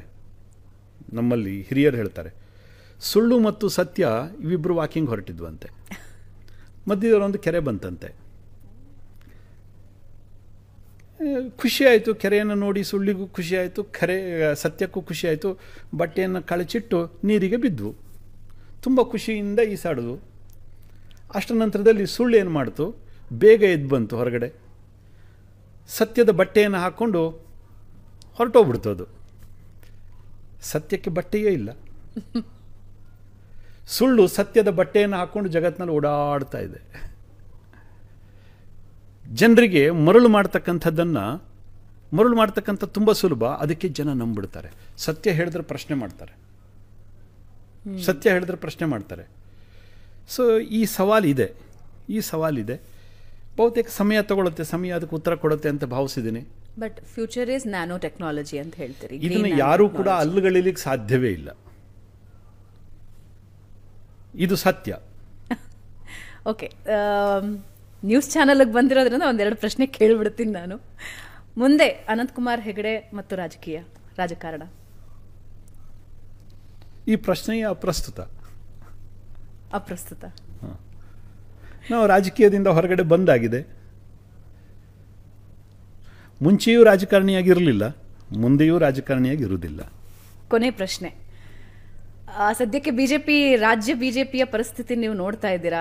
ದಿನ ಬೆಳಗಾದ್ರೆ ಒಬ್ಬರ ಕಾಲು ಒಬ್ರು ಎಳ್ಕೊಂಡು ಓಡಾಡ್ತಾ ಇದ್ದಾರೆ, ಒಬ್ಬರ ಬಗ್ಗೆ ಒಬ್ಬರು ಹೀನಾಮಾನವಾಗಿ ಬೈಕೊಂಡು ಓಡಾಡ್ತಿದ್ದಾರೆ. ಈಗಿನ ಪ್ರೆಸೆಂಟ್ ಕರ್ನಾಟಕ ಬಿಜೆಪಿ ಸಿಚುವೇಶನ್ ನೋಡಿದ್ರೆ ಏನು ಅನ್ನಿಸ್ತಿದೆ? ನಾನು ರಾಜಕೀಯದಿಂದ ತುಂಬ ಹೊರಗಡೆ ಇದ್ದೀನಿ, ಅದಕ್ಕೋಸ್ಕರ ಅದ್ರ ಬಗ್ಗೆ ತಲೆ ಹಾಕ್ಲಿಕ್ಕೆ ಹೋಗ್ತಾ ಇಲ್ಲ. ನನಗೆ ಅಧ್ಯಯನ ಮಾಡಲಿಕ್ಕೆ, ಯೋಚನೆ ಮಾಡಲಿಕ್ಕೆ ತುಂಬ ಕೆಲಸಗಳಿದ್ದಾವೆ. ಅದಕ್ಕೋಸ್ಕರ ರಾಜಕಾರಣದಲ್ಲಿ ಅದು ಕಾಂಗ್ರೆಸ್ ಇರಲಿ, ದಳ ಇರಲಿ, BJP ಇರಲಿ, ಇರ್ತಕ್ಕಂಥ ಎಲ್ಲ ನಾಯಕರಿಗೂ ಶುಭ ಹಾರೈಕೆಗಳು. ಸರ್, ಗ್ರೀನ್ ಸೈನ್ಸ್ ಅಪ್ರೋಚ್ ಬಹಳ ಕಷ್ಟ ಇವತ್ತಿನ ದಿನಮಾನದಲ್ಲಿ. ಯಾಕೆಂದರೆ ನಮಗೆ ಸಾಮಾನ್ಯವಾಗಿ ಇವಾಗ ಶಿಕ್ಷಣ ಅಥವಾ ಎಜುಕೇಷನ್ ವೈಸ್ ನೋಡೋದಾದರೆ ಇದ್ರ ಬಗ್ಗೆ ಒಂದು ಗಂಧಗಾಳಿ ಗೊತ್ತಿರೋದಿಲ್ಲ. ಬಹಳ ಅಧ್ಯಯನಶೀಲ ಯಾರು ವ್ಯಕ್ತಿಗಳಿರ್ತಾರೆ ಅವ್ರಿಗೆ ಮಾತ್ರ ರೀಚ್ ಆಗ್ತಾ ಇರುತ್ತೆ. ಜನಸಾಮಾನ್ಯರಿಗೆ ಇದನ್ನು ತಲುಪಿಸೋ ಮಾರ್ಗ ಹೇಗೆ? ಗ್ರೀನ್ ಸೈನ್ಸ್ ಇದೊಂದು ಇನ್ನೋವೇಟಿವ್ ಅಪ್ರೋಚ್. ಮತ್ತೊಂದು ಹಂತದಲ್ಲಿ ಇದೊಂದು ಪ್ರಾಚೀನ ಕಲ್ಪನೆ ಕೂಡ. ಕೃಷಿಯನ್ನೇ ತಗೊಳ್ಳಿ, ಮೊದಲು ನ್ಯಾಚುರಲ್ ಕಲ್ಟಿವೇಷನ್ ಇತ್ತು, ನಂತರದಲ್ಲಿ ಬಯೋ ಫರ್ಟಿಲೈಸರ್ಸ್ಗಳು ಬಂದವು, ನಂತರದಲ್ಲಿ ಕೆಮಿಕಲ್ ಫರ್ಟಿಲೈಸರ್ ಆಕ್ಯುಪೈ ಮಾಡ್ತು. ಇವತ್ತು ಕೆಮಿಕಲ್ ಫರ್ಟಿಗೇಷನಿಂದ ಜನ ಇಡೀ ಜಗತ್ತಿನಲ್ಲಿ ಬೇಸತ್ತಿದ್ದಾರೆ, ವಿಷವನ್ನೇ ತಿಂತಾ ಇದ್ದೀವಿ ನಾವು ಅಂತ.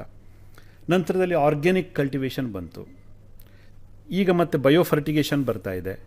ನೆಕ್ಸ್ಟ್ ಬಯೋಡೈನಮಿಕ್ ಕಲ್ಟಿವೇಷನಿಗೆ ಹೋಗ್ತಾ ಇದ್ದೀವಿ, ಜೀವ ಚೈತನ್ಯ ಕೃಷಿ ಅಂತ ಹೋಗ್ತಾ ಇದ್ದೀವಿ. ಮಾರ್ಕೆಟ್ ಕೂಡ ಬದಲಾಗ್ತಾ ಇದೆ.